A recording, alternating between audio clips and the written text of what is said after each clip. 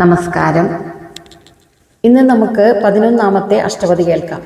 10ാമത്തെ അഷ്ടപതിയിൽ കണ്ണൻ്റെ വിരഹ ദുഃഖമാണ് നമ്മൾ കണ്ടത്. സഖി കണ്ണൻ്റെ അടുത്തേക്ക് ചെന്ന് കണ്ണൻ എപ്രകാരമാണ് രാധയെ കാണാതെ വിഷമിക്കുന്നത് എന്ന് മനസ്സിലാക്കി.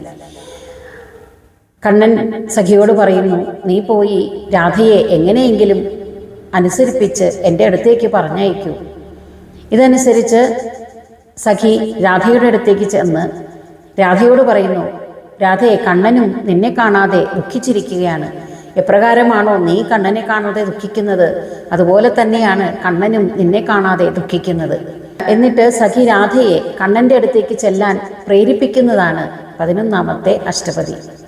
സഖി രാധയോട് പറയുന്നു, അല്ലയോ രാധേ, ശാന്തമായ ഇളം തെന്നൽ വീശുന്ന യമുനാ തീരത്ത് ആ വള്ളിക്കുടിലിൽ നിങ്ങളുടെ രഹസ്യ സംഗമത്തിനായി ഒരുക്കിയിട്ടുള്ള ആ വള്ളിക്കുടിലിൽ കണ്ണൻ നിന്നെയും കാത്തിരിക്കുകയാണ്. ഗോപികമാരെ ആനന്ദിപ്പിക്കാനായി ചലിക്കുന്ന കൈകളോടുകൂടിയവനും വനമാലയണിഞ്ഞവനുമായ കണ്ണൻ കാമദേവന്റെ മനം മയക്കുന്ന വേഷമെല്ലാം ധരിച്ച് സുന്ദരനായി നിന്നെയും കാത്ത് ആ വള്ളിക്കുടിലിൽ അങ്ങനെ ഇരിക്കുകയാണ്. ഇടയ്ക്കൊക്കെ നിന്റെ പേര് പറഞ്ഞ് കണ്ണൻ ഓടക്കുഴൽ വായിക്കുന്നു.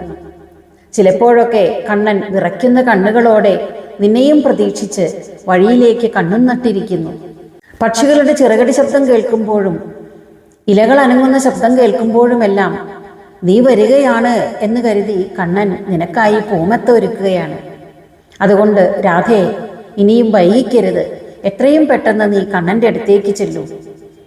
വീണ്ടും രാധയെ അനുസരിപ്പിക്കുന്നതിനായി സഖി പറയുകയാണ്, അല്ലയോ സ്വർണ്ണ നിറമാർന്ന സുന്ദരി, കാർമേഘവർണ്ണനായ കണ്ണൻ്റെ മാറിൽ ഒരു മിന്നൽ പിണർ പോലെ നീ ശോഭിക്കും. നിങ്ങളുടെ ഈ സമാഗമം വളരെ രഹസ്യമാണ്. ആരും കാണാതെ വേണം നീ കണ്ണൻ്റെ അടുത്തേക്ക് പോകാൻ. അതുകൊണ്ട് ഒച്ചയുണ്ടാക്കുന്ന കാലിലെ കൊലുസെല്ലാം നീ അഴിച്ചു വെക്കണം. ആരും അറിയാതിരിക്കാൻ നീല നിറത്തിലുള്ള മുഖംമൂടി അണിയണം. ഇങ്ങനെയൊക്കെ വേണം നീ കണ്ണൻ്റെ അടുത്തേക്ക് ചെല്ലാൻ. കണ്ണൻ അഭിമാനിയാണ്. ഇപ്പോൾ കണ്ണൻ നിന്നെ കാത്തിരിക്കുകയാണ്. നീ ചെല്ലാൻ വൈകിയാൽ ഒരുപക്ഷെ കണ്ണൻ പിണങ്ങിപ്പോയേക്കാം. അതുകൊണ്ട് രാധേ, നീ നിന്റെ മുടിയെല്ലാം ശരിയാക്കി നല്ല വസ്ത്രമെല്ലാം ധരിച്ച് പെട്ടെന്ന് തന്നെ ഒരുങ്ങി വരൂ. ഞാൻ പറയുന്നതനുസരിക്കൂ. വേഗം തന്നെ കണ്ണൻ്റെ അടുത്തേക്ക് ചെന്ന് കണ്ണൻ്റെ ആഗ്രഹം പൂർത്തീകരിക്കൂ.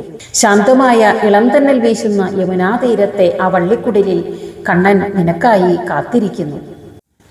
ഇപ്രകാരം ഈ അഷ്ടപതിയിലെ ഓരോ പദത്തിലും രാധയെയും കാത്തിരിക്കുന്ന കണ്ണനെക്കുറിച്ചാണ് സഖിയുടെ വാക്കുകളിലൂടെ വളരെ മനോഹരമായി ജയദേവർ വർണ്ണിച്ചിരിക്കുന്നത്.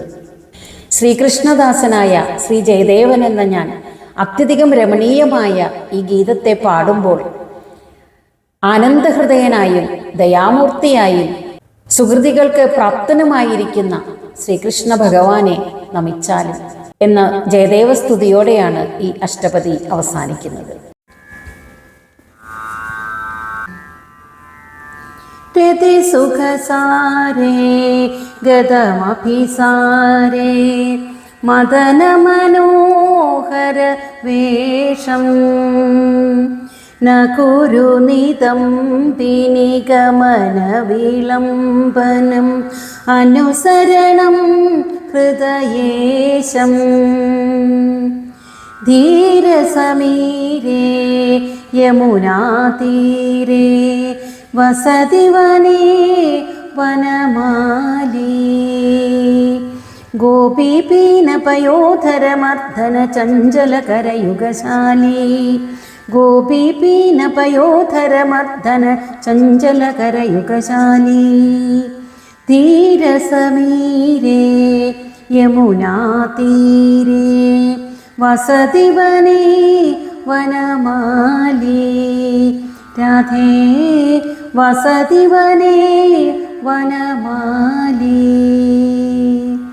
നാമസമേതം കൃതസങ്കേതം വാദയതേ മൃദുവേണും ബഹുമനുതേ നനുതേ തനുസംഗത പവനചലിതമഭിരേണും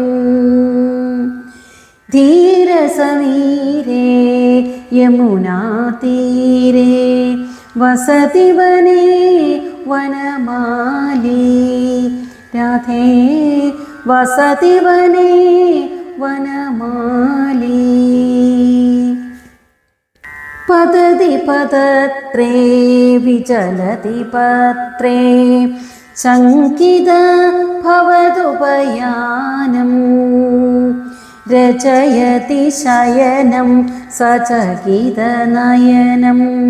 പശ്യതി തവ പന്ഥാനം ധീരസമീരേ യമുനാതീരേ വസതി വനേ വനമാലി രാധേ വസതി വനേ വനമാലി മുഖരമധീരം ത്യജമഞ്ജീരം വിപുമിവ കേളിഷു ലോലം ചലസഖി കുഞ്ചം സതിവീരപുഞ്ചം ശീലയ നീലനിചോളം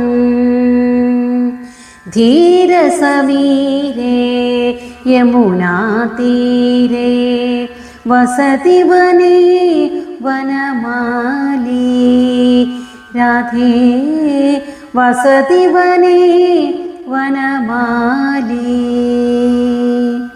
ഉരസി മുരാരേരുപഹിതഹാരേ ഘനൈവ തരളവലാകേ തടിദിവ പീതേ രതി വിപരീതേ രാജസി സുഹൃത വിപാകേ ധീരസമീരേ യമുനാതീരേ വസതി വനേ വനമാലി രാധേ വസതി വനേ വനമാലി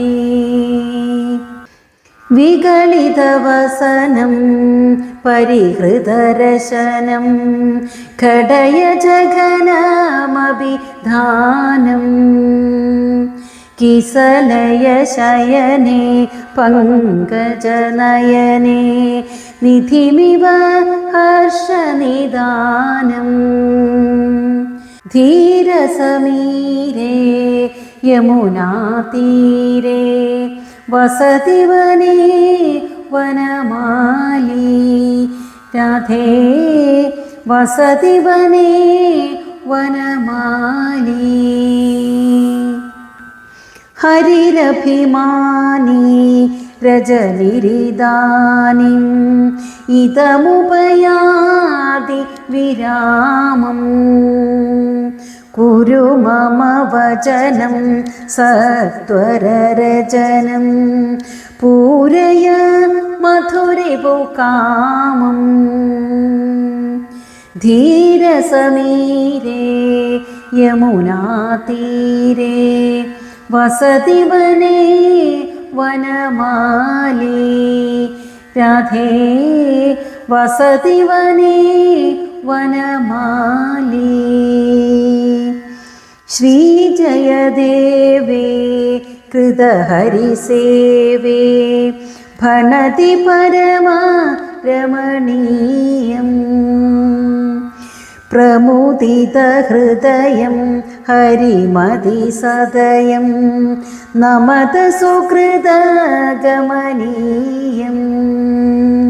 പ്രമുദിതഹൃദയം ഹരിമതിസദയം നമത സുഹൃദഗമനീയം